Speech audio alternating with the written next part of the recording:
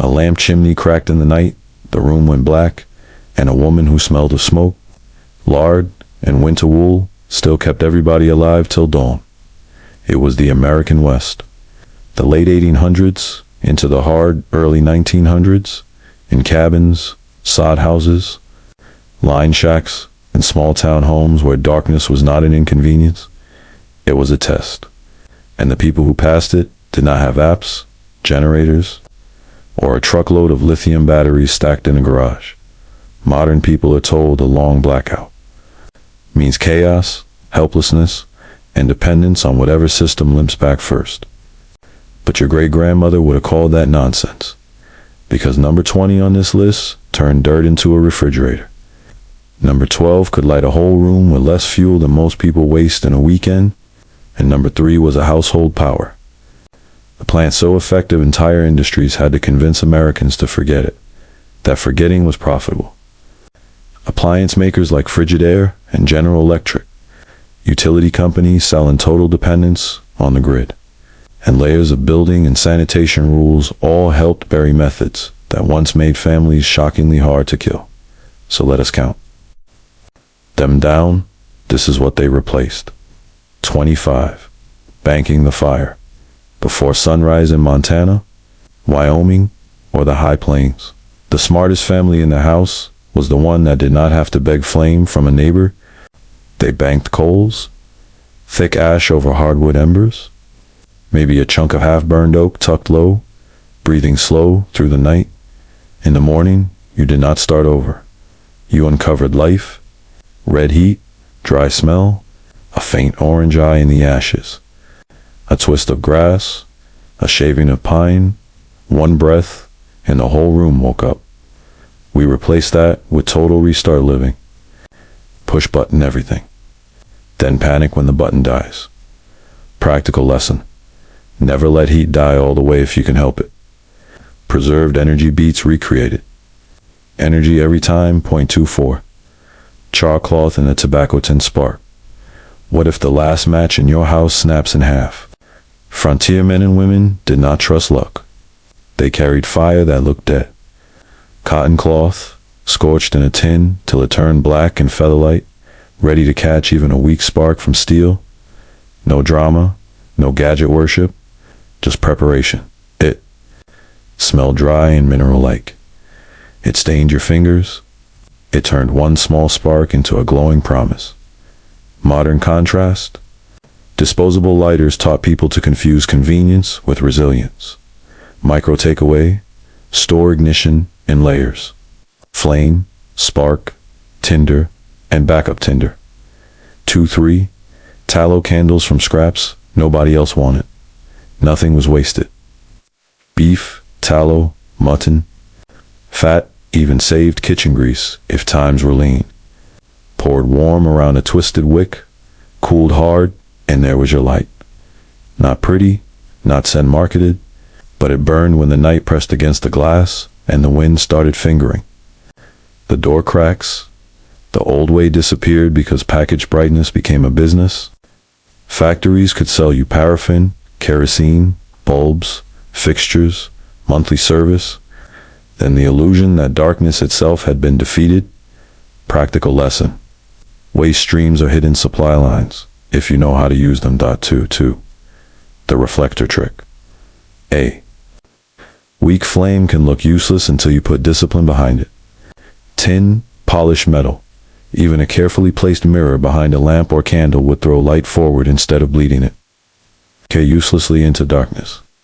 That is how one flame became enough for sewing, mending tack, reading a Bible passage, or cleaning. A rifle spring on a kitchen table. Most people today do not need more light in a blackout. They need better directed light. Micro takeaway. Before you seek more fuel, improve where your existing light goes. 2-1. The well bucket refrigerator. Long. Before compressors hummed in every kitchen, milk, butter, and wrapped meat were lowered into the cool breath of a well. Not submerged, suspended, kept in the steady chill below the surface heat. Picture the rope wet in your hand, the pulley creaking, cold rising out of the dark shaft even in July. Then electric refrigeration arrived, and companies like Kelvinator, Frigidaire, and GE did not just sell a box. They sold amnesia. Families stopped designing life around cool earth and groundwater because a cord in the wall seemed permanent. Micro takeaway. Cold already exists in the landscape. Your job is to borrow it. 20 root cellars. The underground machine that never needed a cord. This one kept families alive across the plains. Appalachia and homestead country, people carved storage into hillsides or dug below frost line and lined the space with stone, timber, or packed earth. Potatoes, apples, onions, carrots and sand, crocks of lard, jars cooling in darkness, thick as wool. The air down there smelled like damp dirt, cedar shelves, and the slow sweetness of stored apples. Temperature held steady when the world outside went brutal. That was the miracle. Not cold, stability, modern. People think food security means a bigger freezer. Then the grid blinks and hundreds of dollars begin thawing into panic. Root cellars were abandoned because electrification made constancy feel obsolete, and appliance advertising made old competence look backward. Now the vindication. Modern passive house design, emergency preparedness experts, and food resilience. Research or rediscover the same truth: thermal mass and underground. Storage work because the earth is a battery you do not have to charge. Micro takeaway. If your food survival plan depends entirely on electricity, you do not have a food survival plan. A lot of what vanished was not progressed away. It was marketed away. First, they sold Americans the thrill of never touching dirt, soot ash, or animal fat again. Then they sold them monthly dependence. Then they called the old skills primitive. That word primitive has buried more useful knowledge than fire ever did. 19. What ash sanitation? When soap ran low, ash still worked. Hardwood ash sifted fine, mixed carefully with water, gave you lye-rich cleaning power, strong enough to strip grease off pots, strong enough, when properly made into soap, to clean clothes and bodies in a world where infection kill fast. Was not gentle. It bit the skin if you got sloppy. It demanded respect. But so did every useful thing on the frontier. Why was it forgotten? Because companies like Procter & Gamble made sanitation a packaged product, not a household competence. Easier to sell a nation cleaners than teach it chemistry. Micro takeaway. Real cleanliness is a process, not a brand 18. Rain barrels and roof catchment. You can hear thirst before you feel it. It sounds like everybody in the house asking the same question at once. Frontier homes caught rain-off roofs into barrels and cisterns, because hauling every bucket by hand would break a family. For washing, cleaning, stock, and sometimes with proper treatment, drinking, collected water was freedom. And yes, in parts of the modern West, water law and collection restrictions turned what used to be common sense into a regulatory maze. When a household cannot legally catch part of the sky falling on its own roof without reading state rules, something has gone sideways. Micro takeaway. Know your water map before you need your water plant. 17. Salt, smoke, and patience. Fresh meat is a luxury. Preserved meat is strategy. Strips hung near smoke, rubbed with salt, dried by moving air, or packed away where flies and heat could not ruin them. The smell was sharp, savory, dark, smoking cloth. Salt on the fingers, a little hard to chew, but it kept. The Blackout lesson is brutal and simple. Preservation beats refrigeration when power becomes a rumor. Practical wisdom. Learn one non-electric way to keep protein edible. 16. Sourdough. The living thing on the counter that fed the house. No packet, no store run, just flour, water, wild yeast, and a woman or man who knew by smell whether it was healthy. It bubbled like swamp mud. It soured the air faintly. It turned plain grain into bread even when supply lines failed or stores were 2 hard days away. Modern, contrast, dependency on purchase perfection. Exact packets, exact dates, exact brands, micro takeaway. Anything alive that multiplies your food options is worth protecting. 15. Dutch oven, under coals.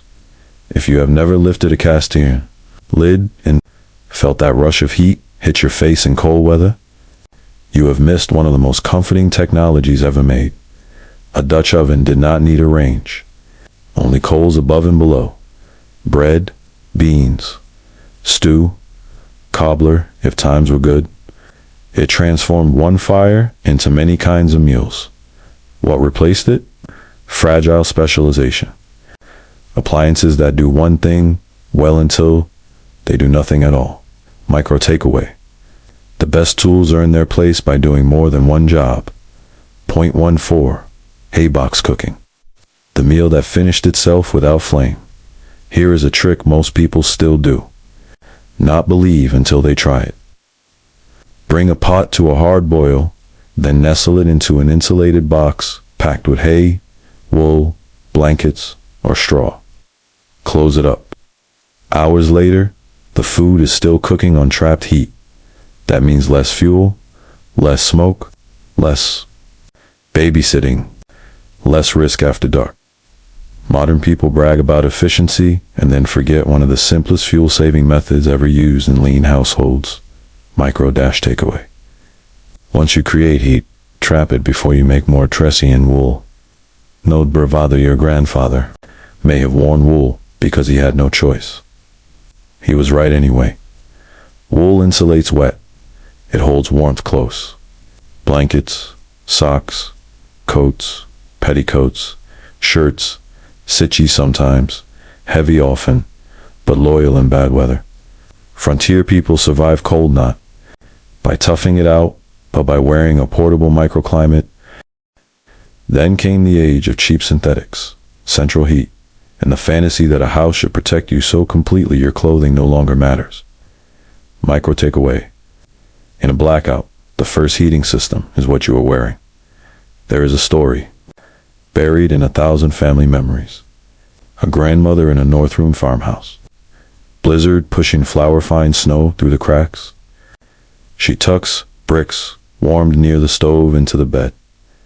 Hangs one heavy quilt over a doorway to shrink the heated space.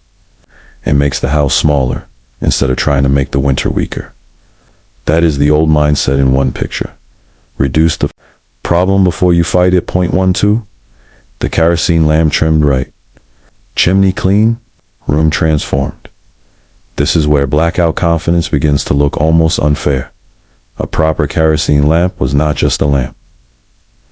The wick had to be trimmed even, not ragged. The chimney had to stay clean so the draft fed the flame instead of choking it. The flame had to be raised just enough to brighten, not so high it smoked and wasted fuel. Add a reflector, maybe a light, wall behind it, and suddenly one modest reservoir of fuel gave a family hours of usable evening. You could hear it faintly if the room was quiet enough. That soft, living hiss smelled of oil. See amber light settle on faces, hands, tools, pages, mending maps, and then electricity arrived. Not bad in itself, but seductive in what it erased. Utilities wanted total household dependence. Insurance fears and urban codes pushed open flames further out of daily life. Americans lost the small discipline of making light by hand. The vindication is obvious. Every time the grid fails, the family was safe. Maintained fuel lighting is not heroic. They had just prepared the way people used to be by default. Micro takeaway. Store light as skill, not just as hardware. 11. The ash bucket by the privy. This is not glamorous. That is why it matters. Would ash or lime thrown into waste cut smell? Discouraged flies, and helped manage one of the fastest ways a crisis turns deadly: filth. Frontier survival was not only fire and rifles and weather, it was disease control. Quiet, repetitive, unromantic discipline. Modern households are unbelievably vulnerable here. Flush fails, water pressure drops, sewage backs up, and people who own 15 flashlights suddenly have no sanitation plan. Takeaway. Comfort is optional in a blackout. Sanitation is not 0.10. The wash boiler as emergency sterilizer. A big metal boiler on a stove could wash clothes. Heat bath water, scald. Tools, sterilize rags, and boil suspicious water. One vessel, 5 jobs, maybe more. That kind of tool vanished when every function got separated, electrified, plastic wrapped, and sold back one machine at a time. Practical lesson. Keep at least one vessel big enough to purify, wash, and cook. 9. The cool cupboard and the wet cloth draft. Not every old trick lived underground. Some used airflow and evaporation. A screened cupboard on the shaded side of a house. A damp cloth around crocks. Cross breeze through the evening. Even a wet sheet in a window in dry country could steal heat from incoming air. No, it is not air. Conditioning, it is something better in a crisis. Humble, repairable, and available. Takeaway call on before you fight heat with machinery. Fight it with shade, airflow, and evaporation. And here is the part that should bother you, we were told. Modern life removed danger. In truth, it often concentrated it. One broken transformer now takes out what used to be spread across habits, tools, fuel stores, clothing, architecture, and neighborhood memory. 8. The hand pump in the barrel in reserve. A household that depended on one pump handle understood something. A household with infinite tap water forgets. You feel secure only until the pressure stops. Old homes kept barrels, cisterns, and reserve containers because water was work. Work creates respect. Respect creates planning. Takeaway. Stored water is not paranoia. It is courtesy to your future self. 7. Gravel lines, dogs, and low-tech alarms. Frontier people did not need Wi-Fi cameras to know if something or someone was outside. Gravel at key approaches, dogs with jobs, not costumes, hanging tin, tack, strips, even door arrangements that made entry noisy. In blackout darkness, awareness is half of safety. Modern contrast.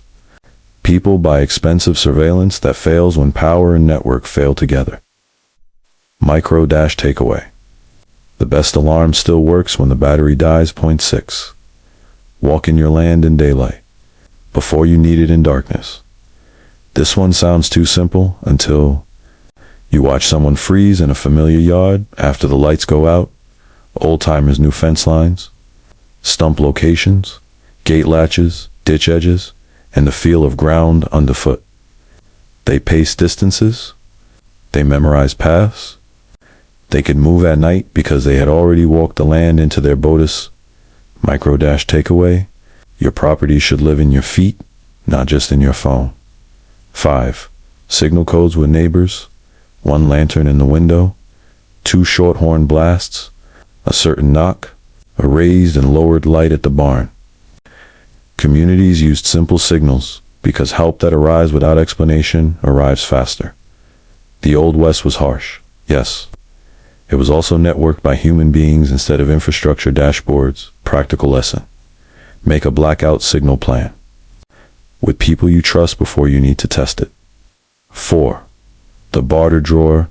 Salt, coffee, nails, needle and thread, lamp wicks, soap, twine, tobacco, not treasures, trade goods. When money got thin in frontier towns and later in depression kitchens, people learned fast that useful small things move better than grand plans. In a prolonged outage, the household that can trade becomes the household that can adapt. Takeaway. Keep a few practical extras not just to use, but to exchange. 3. The wood cook stove, the original household. Power plant. This is the one they really replaced. A good wood cook stove was heat, hot water, cooking surface, oven, drying rack, laundry helper, morale machine, and in hard weather, the beating heart of the house. Boots dried nearby, stockings steamed, soup muttered in iron, kettles threw moisture into parched winter air, damp gloves came back to life. Bread rose, illness eased under warmth you could feel in your bones. Stand close, and you could almost hear the old room. Iron ticking as it heats, kettle lid whispering, the dull knock of split wood, the sweet sharp smell of oak smoke clinging to wool coats, hung by the door. Why did it disappear? Not because it failed. Because total service living was easier to monetize. Electric utilities, gas infrastructure, appliance manufacturers, standardized suburban design, every one of them benefited from a home no longer organized around one sovereign source of heat. And once that stove vanished, 1,000 small competencies vanished with it. Fuel judgment, heat management, humidity control, slow cooking, emergency drying, warm room strategy, household gravity, micro takeaway. The strongest home has a center that still works when the grid doesn't. 2, the household. Book. Not a phone, not a bookmark channel. A real book, handwritten, stained, bent, passed down. See timing. Bread ratios, soap formulas, lamp maintenance, neighbors' measurements, butchering notes, illness remedies, winter reminders, what worked, what failed, what to do first. This is how knowledge survived. When the expert was dead, the store was shut and the road was drifted over. Micro takeaway. If your survival knowledge is not written down, it is one bad day away from disappearing. 1. The philosophy, make sure the essential things can still be done by hand. That was the real Old West trick. Not one gadget, not one miracle recipe. A worldview. Light should still be possible by flame. Heat should still be possible by wood. Water should still be movable by bucket, barrel, or pump. Food should still be preservable without a compressor. Safety should still exist without an app. Memory should still live on paper. Community should still function without a signal tower. Your ancestors were not surviving because they were superhuman. They were surviving because they refused to let one broken system become total failure. And if that knowledge keeps disappearing, the next long blackout will not just turn off your lights. It will expose how much of modern life forgot how to live. So pick one, just one. Bank a fire safely, start a household book, set up a water reserve, learn a lamp, build a root storage plan, then come back and tell me which old skill changed the way you look at your home. If you want more of what your grandfather knew and the modern world forgot, subscribe. Let us keep this knowledge where it belongs, alive.